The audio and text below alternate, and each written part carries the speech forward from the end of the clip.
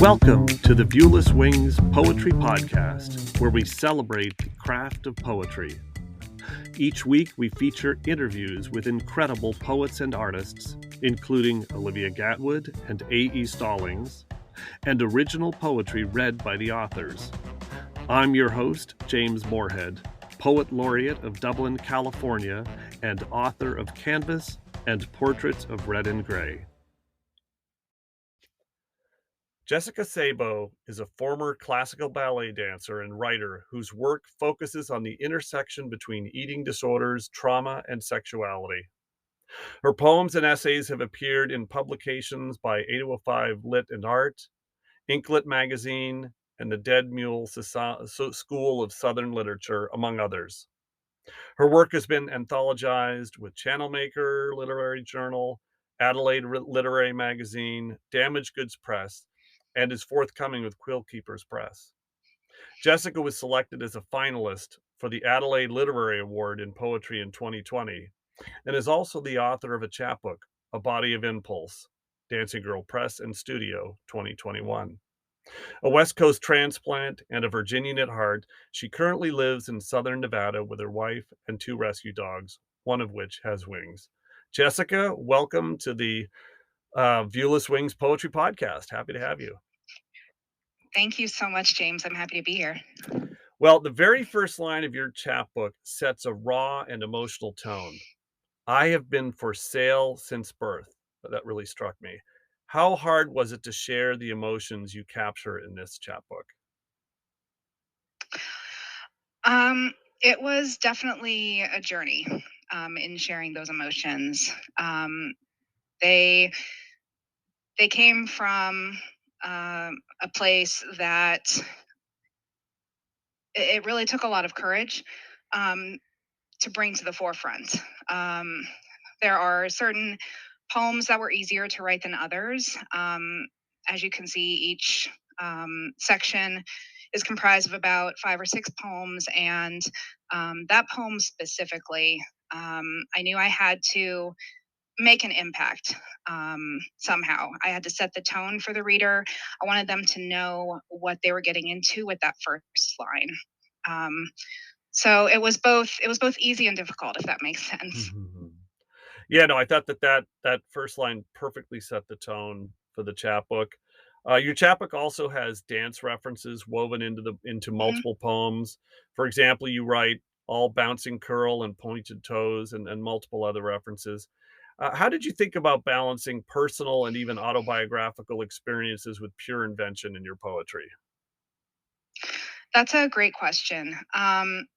It My work comes from a place where I talk a lot about who I used to be as a dancer, and who I am now as a former dancer, as an executive, as navigating, a lot of different issues. And um, it was a challenge trying to communicate my childhood, my adolescence, my adulthood, really narrowing in on those specific events that shaped those different parts of my life, while also trying to be creative with my words and really create imagery from those memories, some of which were 20, 30 years old.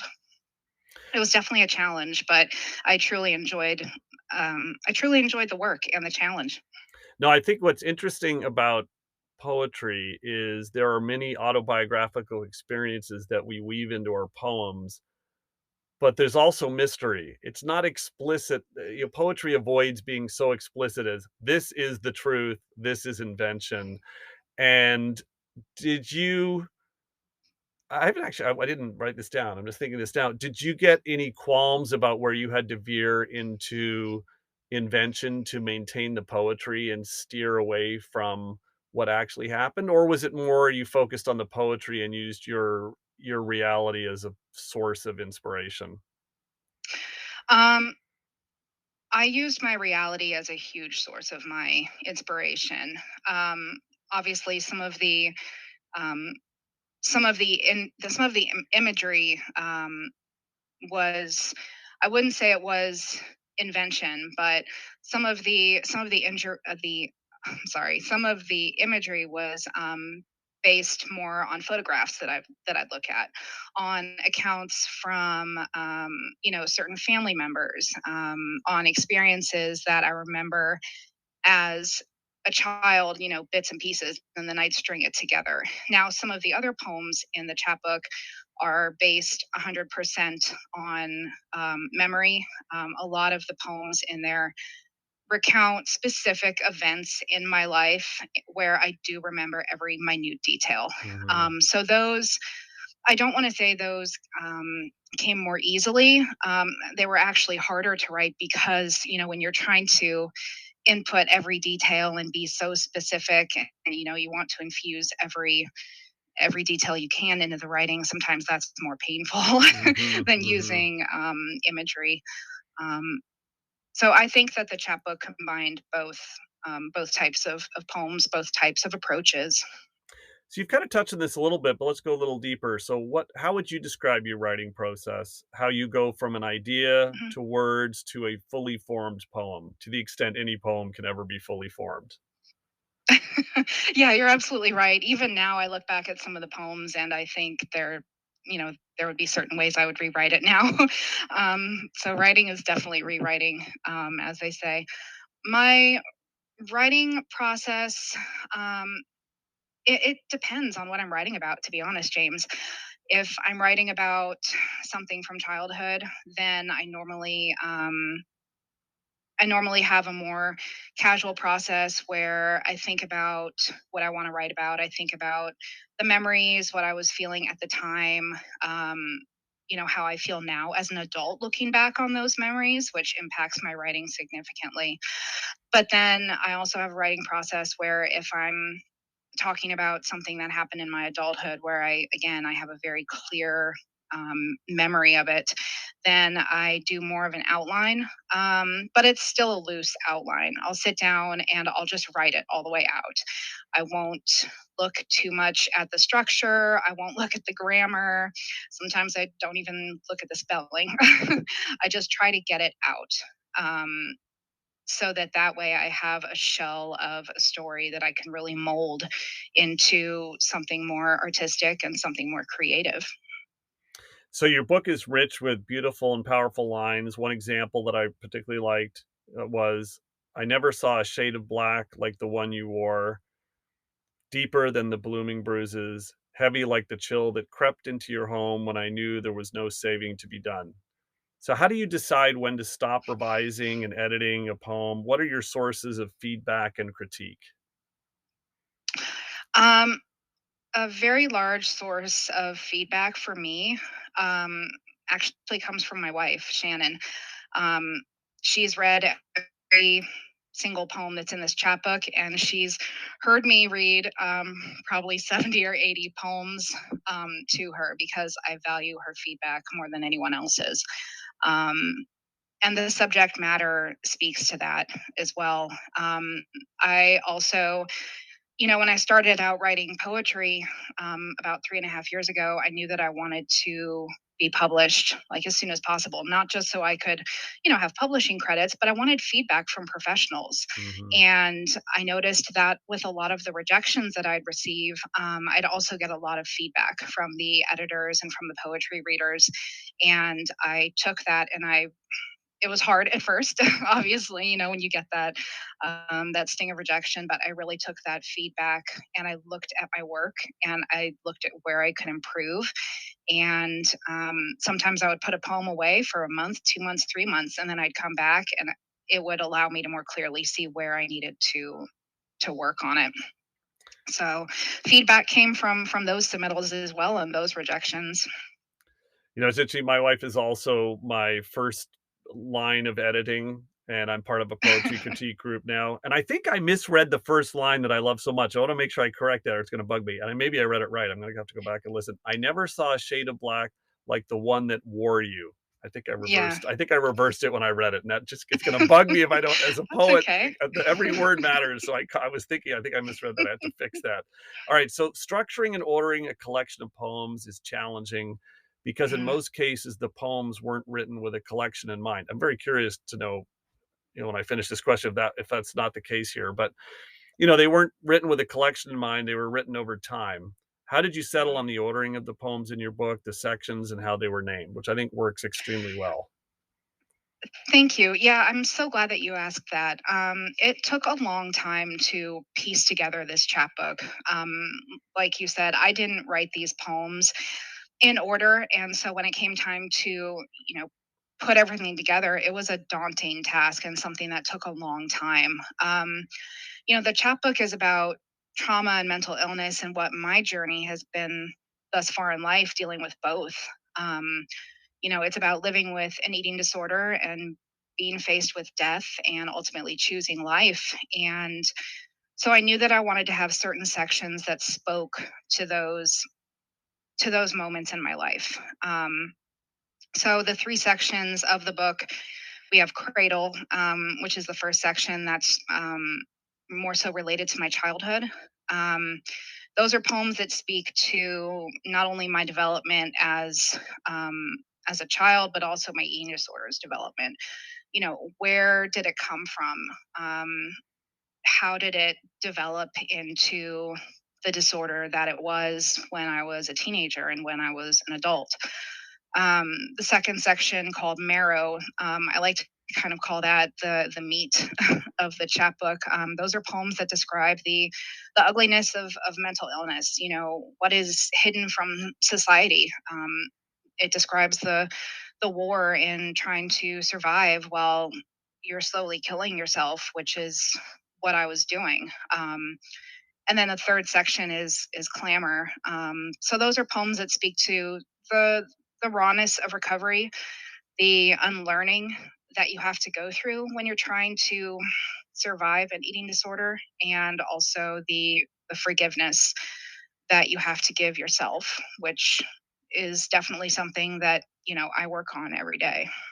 So that perfectly leads into my next question, and I'm thinking of the poem "What I Should Have Said Instead of Nothing" in Mhm. particular. So I imagine that your poetry has resonated and connected with readers suffering from who suffer currently or have suffered from similar challenges. What have you learned from the feedback you've gotten from readers? Um, the feedback that I've gotten from readers has been positive. Um, People feel represented, they feel visible. And for people suffering with anorexia and bulimia, we try to be invisible. And so to have work that represents us and to have work that calls out the the realness, society has its own ideas and demonstrations of an eating disorder, but everyone's experience is so different. So the feedback that I've gotten from people that I know who are in recovery or who are struggling, or who have had disordered eating that may not fall into a specific category of an eating disorder, um, they just appreciate my honesty and my candor. I've always been really vocal about my struggle, my journey, who I am, because I mean, if I can convince one person that they aren't alone, that someone else knows what it's like to deal with this monster, then I've done my job as a person, as a poet, and as a survivor. No, I think that's what's something magical about poetry is a poem can be based in something very personal or an idea that appears on the surface to be very small, but because poetry gets to the emotional core of something so effectively that then it resonates so much more broadly than maybe an essay on the same topic ever possibly could. So yeah, I mean, I certainly your book was just a very powerful journey to read. As someone who hasn't had to Thank you. struggle with an eating disorder, and yet I could feel the emotion and the challenge, the pain of it, and the fear and the extreme. It's a very powerful empathy generating read. So Thank you um, so much, James. what was I mean, you talked about, getting, trying to get just a poem placed and the 98% or whatever the horrific stat is, rejection rate, and then getting some feedback along the way. So, what was your journey to have your chapbook, which is not just one poem, but a whole collection of poems, selected and published? Yeah, so when I started writing poetry was which I think was like in 2018, I knew that long term I wanted to, I wanted to get some single poem credits and I knew I wanted to do a chapbook and then, obviously go on into a full length collection. So, um after about 70 or 80 poems, I thought to myself, okay, I think maybe I have enough here to do a chapbook, right? Like Mhm. 16, 18 poems. And what happened is I actually went through my entire collection and I found that I was missing, like, I wrote all these poems, but none of them, and not all of them fit together. Mhm. And I knew what I wanted my theme to be about. I knew I wanted to write about my experience with anorexia and bulimia and how I came out the other side. And I didn't have enough work that was prevalent to that specific subject. So I actually put it on the back burner for about a year and a half. Uh-huh. And I started working on more poems that really addressed the different parts of my life, through childhood, through adolescence, through adulthood. And not just talking about my experience, but also talking about the experiences of others that really changed how I looked at myself and my life and my own mental health. Um, so it took about another year and a half to really have a set of poems to be able to put together. Even though that there are only 15 or 16 in this chapbook, it took a lot longer than I expected. But I'm really glad that it did because I think that it made me a better writer. Mhm. Realizing early on that I just didn't have a good enough body of work. And then in terms of just the, when you had that foundational set of poems that you were confident about, sending out, what was your process of actually finding a home for it? Yeah, I spent a lot of time looking at publishers whose goals aligned with my own. I wanted to make sure that I went with a press that championed female writers. I wanted to go with a press um, that spoke to writers who were going through trauma, and so I narrowed it down to about 5 or 6 presses. I submitted it to 3 presses, and then it was chosen by Dancing Girl, which was my number one choice. I have a couple chapbooks from that press, and the writers that Dancing Girl represents are phenomenal. And I thought that I would fit really well in that group of writers based on the subject matter and who I was as a writer. Cool. Well, I'm gonna turn the mic over to you to read a selection from your book now, and then we'll talk about it. These are the things we don't talk about. After Caitlin Conlon. The warning signs. The morning my spine caved like a confession. Paralysis and bone tapping. Funeral planning at 22. What I did with the remains. The way I left things emptied. How I am empty. How quickly flowers bloom. How slowly a body dies. Shadow play. Why I stopped dancing. My first love. The graveyard I still visit. The day I will go blind, the day she caught me, arms parallel to the floor. The year my flesh became a stinging welt, the aftermath. How small I made myself for love. Why I don't want children. The guilt that comes with that statement. Why I am still homesick. The night I drove through the hills of Los Angeles. What I found there. The ghosts I still cling to. 21 years of war. The waste. How hard it still is to forgive. That's such a beautiful, powerful poem. I want you to try to describe what this poem looks like, because I think there in my, interview with Olivia Gatwood, in an earlier episode, we talked about what a poem looks like, what it sounds like, and they can be 2 very different experiences, particularly in some of the poems that she recites live. So describe what this poem looks like, which I think works really well given the series of short, direct statements, and how the poem evolved into this final form from its earliest beginnings. Yeah. So at first glance, the poem. looks like a list. It reads like a list, but it's much more than a list. um, when I when I first read the poem that was originally by Caitlin Conlon, the title really caught me. These are the things we don't talk about, and I thought that was a really interesting title for a poem. So I sat with it for a while, and I looked at my own life. Um, as a writer, as a poet, there are certain things, the most important or the most impactful events in our life we want to write about, we want to share with the world. Um, but in my experience, I had a really difficult time writing about those events because I just wanted everything to be so perfect. I wanted every detail to be there.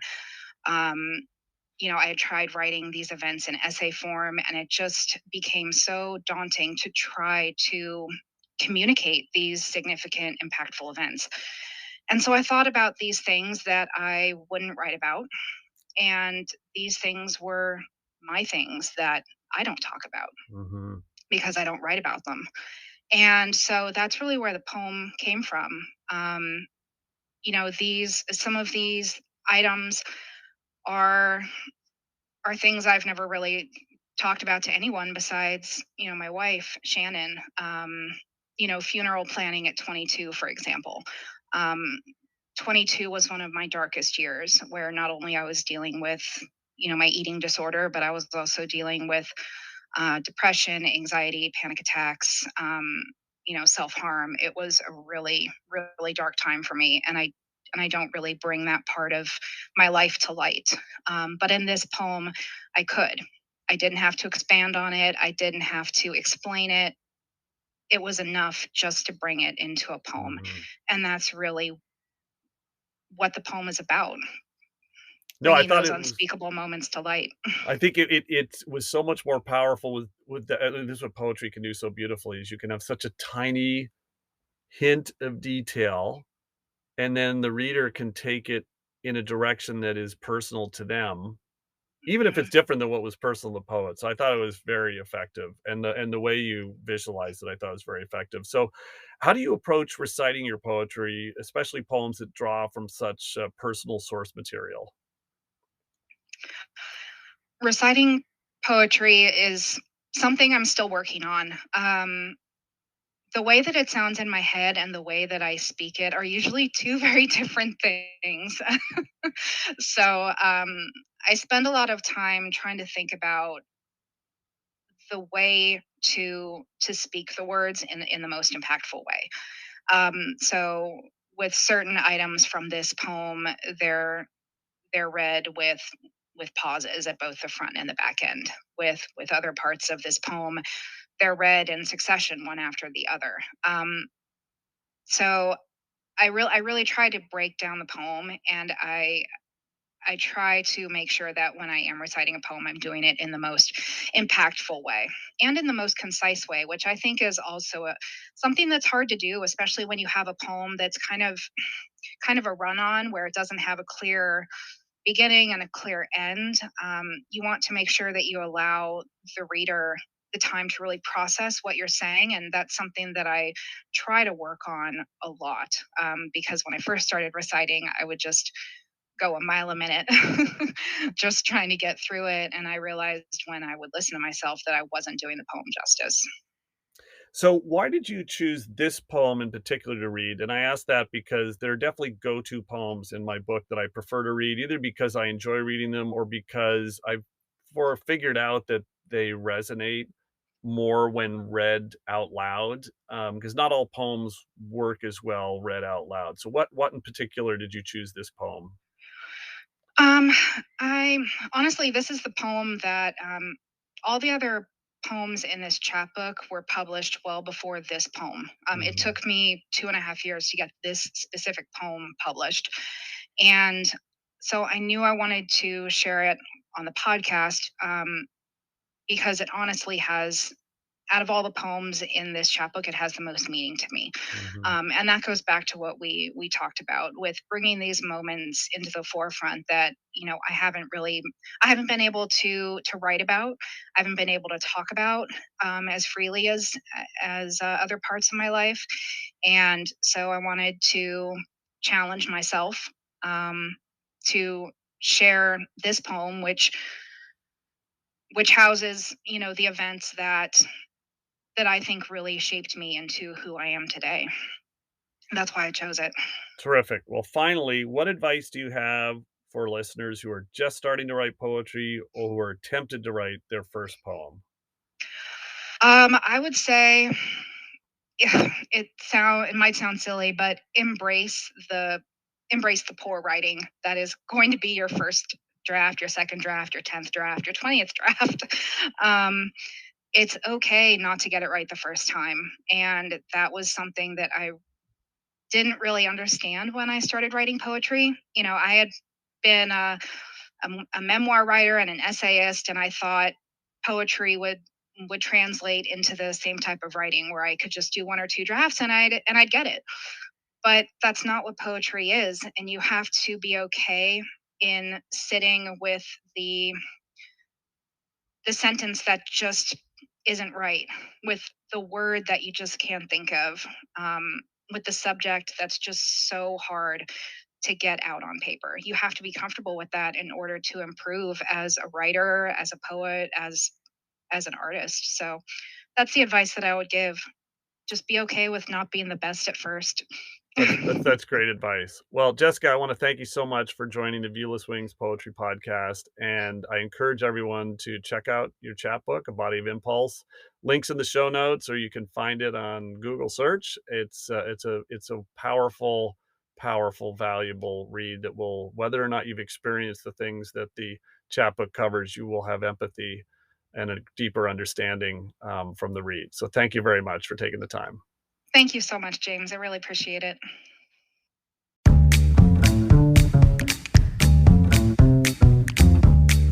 The Viewless Wings Poetry Podcast is written and produced by James Morehead. You can follow me on Twitter at Dublin Ranch, subscribe to the Viewless Wings Poetry Podcast, and follow us on viewlesswings.com or on Instagram at Viewless Wings.